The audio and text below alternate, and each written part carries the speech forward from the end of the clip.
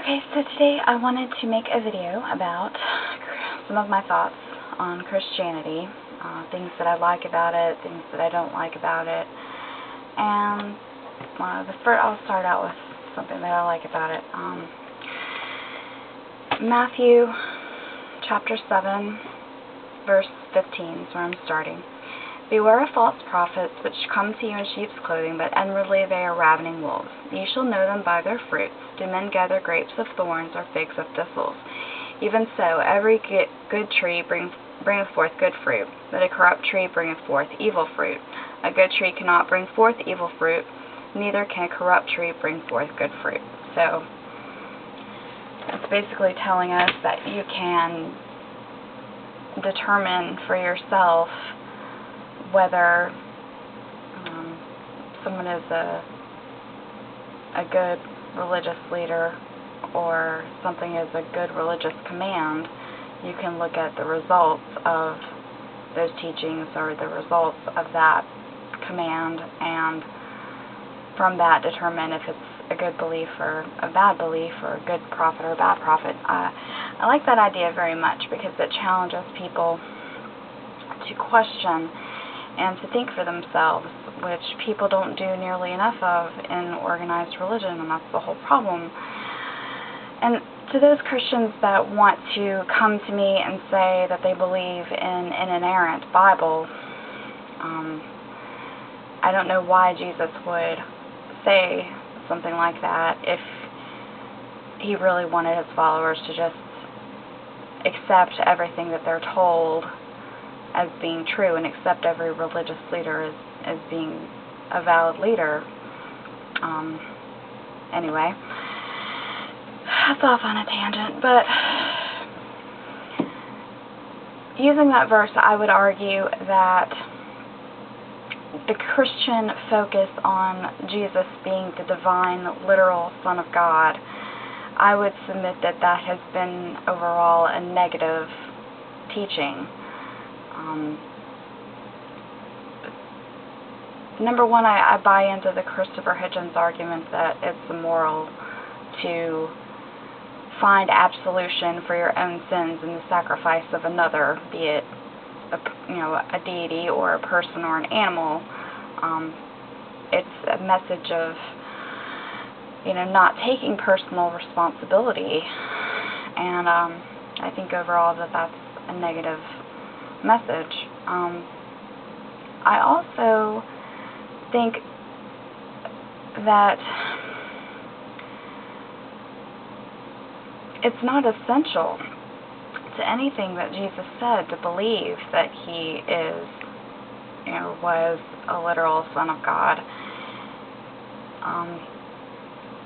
I don't see why that would automatically cause you to question. And also, you have in John chapter 14, verse 8, Philip saith unto him, Lord, show us the Father, and it sufficeth us. Jesus saith unto him, Have I been so long time with you, and yet hast thou not known me, Philip? He that hath seen me hath seen the Father. And how sayest thou then, Show us the Father? Believest thou that I am the Father, and the Father in me, and the words that I speak unto you I speak not of myself, but the Father that dwelleth in me, he doeth the works. Believe that I am in the Father, and the Father in me, or else believe me for the very works' sake. Which I think is very important, because it frustrates me to no end when people want to criticize others for rejecting Christianity when they're not doing the good works that Jesus did to inspire people to want to follow them. And then they wonder why people don't follow them. Well, it's not difficult to figure out. And even Jesus said that he would, if you don't want to believe me for me, believe in what I do. And I think that it would really be a more beneficial idea to believe that Jesus was the Son of God in the sense that we're all sons and daughters of God, that we all have a divine light within us that enables us to do good things and to prevent bad things from happening, and that we need to tap into that power and take more responsibility. And instead, Christianity seems to give us a pass on acting like Jesus, giving up our material possessions and advocating for women and the oppressed, and healing the sick and feeding the poor. I think those are things that everyone should be actively engaged in doing. And if you don't want to accept the Christian dogma, I don't care. And I hate that churches put so much emphasis on belief as being what makes you a Christian or what makes you not a Christian, because believing that Jesus is the Son of God, I just don't see that necessarily benefits anybody, because you can believe that He was the Son of God and still not follow His example, and you can follow His example while not believing He's the Son of God. And to me, the following the example part is the important part, the essential part, not believing in this whole sacrificial lamb business, which I just don't believe. And a lot of other people are skeptical about that as well. But one thing I do want to say, one final thought about the crucifixion. I really think that people miss the main point when they look at the crucifixion from a God sacrificing His only Son to save the world point of view.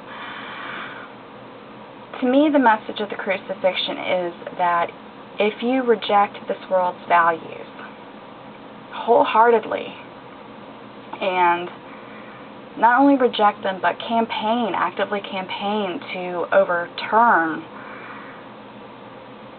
the way this world functions, which is not love thy neighbor as thyself, but, very dog eat dog, I'm going to get mine and screw you if you don't like it kind of mentality that our world operates on.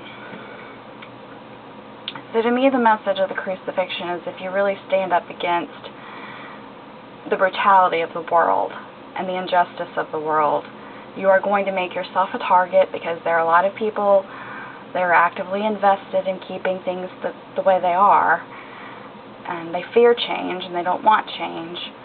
If you challenge them, you're going to become a target. You may be ridiculed. Certainly you'll be ridiculed. You may even be tortured and killed. But in the end, people will remember you fondly and remember your persecutors as the scum of the earth, even though in the present moment it may seem like the world is against you and you're all alone. And here's another thing too, looking at something that Jesus said from an agnostic standpoint,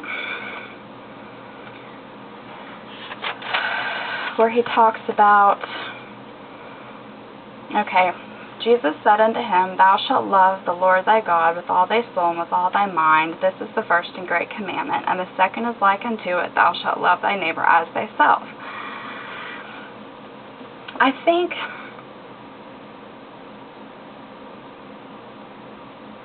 you could break this down into the first commandment not being to love God, but to love yourself. Because until you really love yourself, and forgive yourself for that matter, you're not going to love and forgive other people. It's just not going to happen. And I really think that changing the world begins with, loving and accepting ourselves for who we are, the truth. And that with, if we could just do that a lot of problems would be solved. So anyway, that's my beliefs in a nutshell. And I hope you enjoyed watching. Thank you.